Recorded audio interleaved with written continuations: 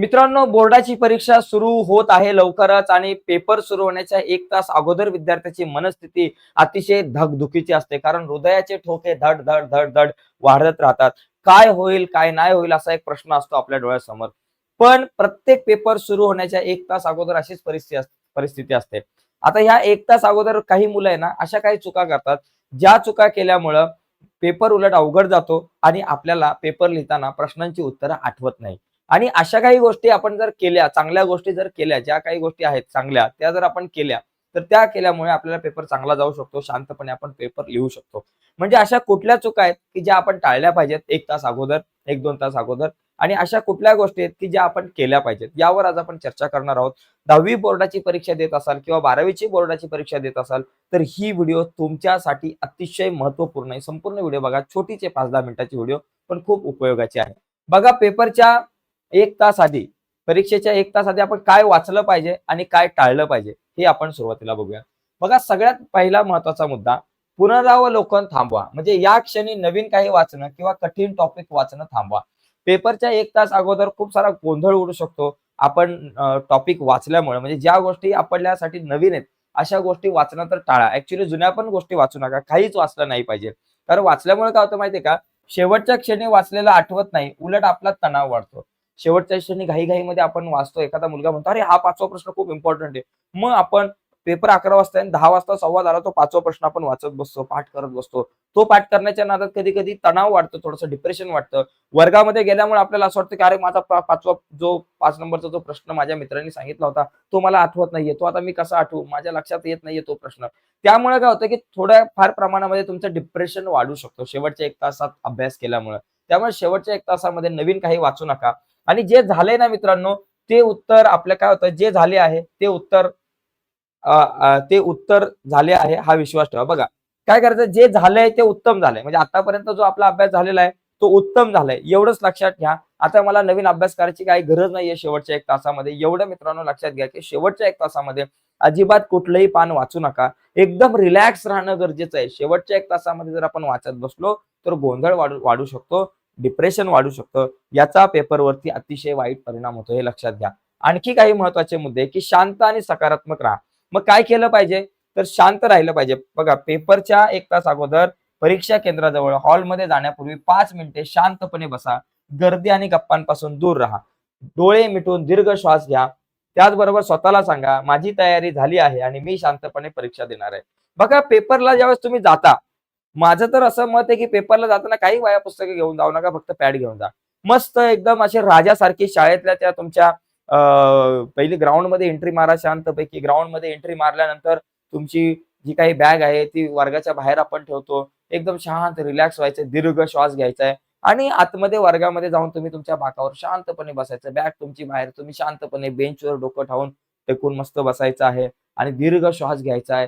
थोडंसं मेडिटेशन तुम्ही करू शकता. एकदम शांत घ्या, डोक्याला आराम द्या आणि मेंदूला परीक्षेसाठी प्रिपेअर करा आणि सांगा, की माझा अभ्यास चांगला झालेला आहे आणि मला माझा पेपर चांगला जाणार आहे. मी चांगला अभ्यास केलाय आणि मला जेवढं येईल तेवढं मी या पेपरमध्ये लिहायचा प्रयत्न करेल. एवढं स्वतःला म्हणा. शांत राहा फक्त. जास्त काही डिप्रेशन घेऊ नका, टेन्शन घेऊ नका. तर शांत राहणं खूप गरजेचं आहे आणि स्वतःला काय सांगायचंय, माझी चांगली तयारी झाली आहे आणि मी शांतपणे परीक्षा देणार आहे. माझी चांगली तयारी झाली आहे. मी शांतपणे परीक्षा देणार आहे. ही गोष्ट मित्रांनो लक्षात घ्या. नाहीतर काय होतं माहिती का, बऱ्याचदा 1 तास अगोदर काही मुलं अभ्यास करतात आणि ते केल्यामुळं टॉपर पण बऱ्यापैकी चांगले मार्क मिळवण्यात अयशस्वी होतात. आणखी काही गोष्टी आहे बघा, याच्यामध्ये साहित्याची खात्री करा. 1 तास अगोदर आणखी म्हणजे काय वाचलं पाहिजे, तर नाही काही नाही वाचलं पाहिजे. ओके, हे लक्षात आलं तुमच्या. आता आणखी कुठल्या गोष्टी आहेत, की ज्या 1 तास अगोदर आपण पाहिल्या पाहिजेत बघा. प्रवेश पत्र आहे का नाही ते बघा जरा 1 तास अगोदर तुम्ही वर्गामध्ये गेल्यानंतर. 2-3 पेन आहे का, ओळखपत्र, घड्याळ इत्यादी सर्व साहित्य पुन्हा एकदा तुम्ही तपासा. तुमच्या हॉलमध्ये गेल्यानंतर आहेत का बाबा, ही साहित्य तपासा. ॲक्चुअली घरामधून ज्यावेळेस तुम्ही निघता, तेव्हाच ही साहित्य तपासली पाहिजे. यामुळे हॉलमध्ये गेल्यावर वेळेवर धावपळ होणार नाही. ज्यावेळेस तुम्ही हॉलमध्ये जाल, बॅगेमधून सगळं साहित्य काढा. बाबा सगळं साहित्य आहे आणि मग आतमध्ये तुम्ही जाऊ शकता. ओके. पुढे हलके पाणी प्या. बघा हलकं पाणी प्या. यामुळे शरीर आणि मन हायड्रेटेड राहते. पण जास्त पाणी पिऊ नका, नाहीतर वारंवार वॉशरूमला जावं लागेल. बघा परीक्षेच्या काळामध्ये एकतर पाण्याची बाटली सोबत ठेवा. कारण मार्च महिना असतो आणि ऊन असतं. त्यामुळे घाम येतो. आणि आपल्याला पाण्याची जास्त गरज असते. त्यामुळे हलकं थोडं पाणी प्या, थोडंसं पाणी प्या, हलकं पाणी घ्या, 1-2 घोट पाणी प्या, जेणेकरून तुम्हाला बरं वाटेल. आणि दुसरी गोष्ट म्हणजे जास्त पाणी पिऊ नका, नाहीतर सारखंच वॉशरूमला चाललाय आणि त्याच्यामध्येच वेळ आपला वाया चाललाय, असं नको व्हायला. पुढचा बघा मुद्दा आहे आपल्याकडं, परीक्षेच्या 1 तास आधी इतरांशी चर्चा आपल्याला टाळायची आहे. इतर विद्यार्थ्यांशी प्रश्नांबद्दल किंवा अभ्यासाबद्दल बोलणं टाळा. कारण तो विषय अभ्यासाच्या चर्चेमध्ये चाललेला असतो, तो डोक्यामध्ये राहतो. कधी-कधी डिप्रेशन वाटतं. काय नाही मित्रांमध्ये गप्पा, अभ्यासावर नका मारू. वाटलं असेल तर साध्या थोड्याशा गप्पा मारा, पण अभ्यासाबद्दल गप्पा मारू नका. पण माझं मत असं आहे, की शांतपणे आपल्या बेंचवर जाऊन रिलॅक्समध्ये बसा. मन शांत करा, जेणेकरून पेपरसाठी तुमचं मन प्रिपेअर होईल. दुसरी गोष्ट, दुसऱ्यांनी दिलेली माहिती किंवा त्यांची भीती तुमचा आत्मविश्वास कमी करू शकते. अरे, म्हणजे गणिताच्या पेपरला तुम्ही चाललात आणि एखादा म्हणतो, "अरे, गणिताचा पेपर आज लय अवघड असण्याची शक्यता आहे, असं मला कळालेलं आहे." मग ती भीती मनामध्ये राहते. उगाच फालतू चर्चा करायची नाहीये. आपलं गप वर्गामध्ये शांत जाऊन बसायचंय. स्क्रीन आणि नोट्सकडे पाहू नका. मोबाईल, लॅपटॉप किंवा इतर कोणत्याही स्क्रीनकडे आपण पाहायचं नाहीये. पेपरच्या 1 तास अगोदर किंवा 2-3 तास अगोदर घरी असाल तर. आणि नवीन नोट्स किंवा पुस्तके पाहणे लगेच बंद करा. त्यामुळे गोंधळ उडू शकतो. हे आपण मगाशी पाहिले. याच्यावरती आपण मगाशी चर्चा केलेली आहे. आणि जास्त खाणं टाळा. खूप गोड किंवा जास्त तेलकट पदार्थ खाऊ नका. त्यामुळे सुस्ती येते आणि परीक्षेदरम्यान लक्ष विचलित होऊ शकतं. पेपरला जाण्याच्या अगोदर "अरे पहिला पेपर आहे, हे घ्या, खा तू पेढे." खाल्ले 4-5, 5-6 दणकून पेढे आणि पेपरच्या टायमाला आली सुस्ती. असं होऊ शकतं किंवा झाली पोटामध्ये गडबड. बघा, पेपरला जाताना घरामधून नाश्ता करून जा. थोडंसं पोहे असेल, उपमा असेल, शिरा असेल, जे रेग्युलर तुमचा नाश्ता असेल, चपाती असेल, भाकर असेल, तो मस्त खाऊन जा. बाकी काही खाण्याचा प्रयत्न करू नका आणि जास्त खूप खाऊ नका. नाहीतर घरी पण खाल्लंय आणि नंतर आलाय बाहेर, परीक्षा हॉलच्या बाहेर मस्त छान वडापावची टपरी दिसली, 4-5 वडापाव दणकून खाल्लेत आणि पोट एकदम टाईट झालंय, पेपर लिहितोय. तर लक्ष लागणार नाही. सुस्ती येऊ शकते, झोप येऊ शकते. ठीक आहे? त्याच्यानंतर वेळेच्या 10-15 मिनिटे आधी हॉलमध्ये पोहोचा. ॲक्चुअली 10-15 मिनिटं नाही, तर वेळेच्या अर्धा तास अगोदर तुम्ही परीक्षा हॉलमध्ये पोहोचलं पाहिजे. ठीक आहे? धावपळ केल्यास हृदयगती वाढते आणि तणाव वाढतो. त्यामुळे मेंदू शांतपणे काम करू शकत नाही. काय होतं माहितीये का? घरामधून निघतानाच आपण आहे ना, लवकर निघालं पाहिजे. नाहीतर काय होतं माहितीये का? आपण घाईत निघतो. अरे, घाईमध्ये निघतो, लेट निघतो थोडंसं. म्हणजे घरातूनच 10 वाजता निघतो आणि गाडीच भेटत नाही. मग आपण धावपळ करत, धावत-पळत कसा तरी परीक्षा हॉलमध्ये आपण पोहोचतो आणि त्यामुळं तुमचा मेंदू जास्त काम करू शकत नाही. ठीक आहे? तर या गोष्टी मित्रांनो आपण लक्षात ठेवल्या पाहिजेत.